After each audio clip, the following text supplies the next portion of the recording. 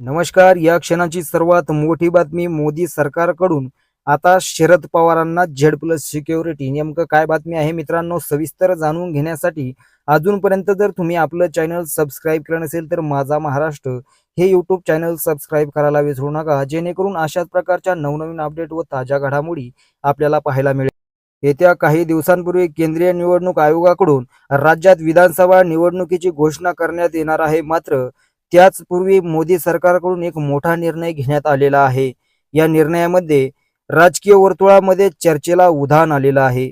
मोदी सरकार मोठा निर्णय घेत असताना राष्ट्रवादी काँग्रेस शरदचंद्र पवार पक्षाचे अध्यक्ष शरद पवार यांना झेड+ सिक्युरिटी देण्याचा निर्णय घेण्यात आलेला आहे. त्यामुळे आता शरद पवार यांच्या सुरक्षितेमध्ये सीआरपीएफच्या 55 सशस्त्र जवानांची टीम असणार आहे.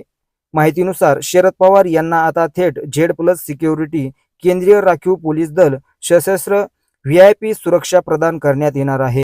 तर ही नेमकं सुरक्षा का वाढवण्यात आलेली आहे, तर या ठिकाणी मोदी सरकारकडून ही सुरक्षा वाढवण्यात आलेली आहे. राज्यामध्ये सध्या मराठा आरक्षण आणि ओबीसी आरक्षणावरून राजकीय वातावरण तापलेलं पाहायला मिळतंय आणि आता येत्या काही दिवसात राज्यात विधानसभा निवडणुकी जाहीर होणार आहे. त्यामुळे सरकारकडून शरद पवार आणि यांच्या सुरक्षेमध्ये वाढ करण्यात आलेली आहे आणि वाढ करण्याचा देखील निर्णय या ठिकाणी घेण्यात आलेला आहे.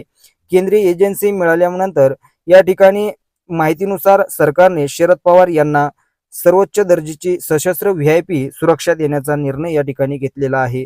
55 जवानांची टीम या ठिकाणी शरद पवार यांच्या सुरक्षेसाठी राहणार आहे आणि त्यामुळे आता शरद पवार यांना झेड+ सिक्युरिटी देण्याचा निर्णय मोदी सरकारच्या वतीनं करण्यात आलेला आहे. या झेड+ सिक्युरिटीमध्ये सरकारने घेतलेल्या निर्णयामध्ये आता शरद पवार यांच्या सुरक्षेसाठी सीआरपीएफच्या 55 सशस्त्र जवानांची टीम नियुक्त करण्यात आलेली आहे. येलो बुक ऑफ सिक्युरिटीनुसार झेड+ सिक्युरिटी श्रेणीतील सुरक्षेमध्ये 10 सशस्त्र स्टँडिंग जवान या ठिकाणी असणार आहे, तर 6 पीएओ राऊंड द क्लॉक अशी सिक्युरिटी असणार आहेत. दोन एक स्क्वॉडमध्ये 24 जवान तर 2 शिफ्टमध्ये 5 वॉचर्स या ठिकाणी असणार आहे.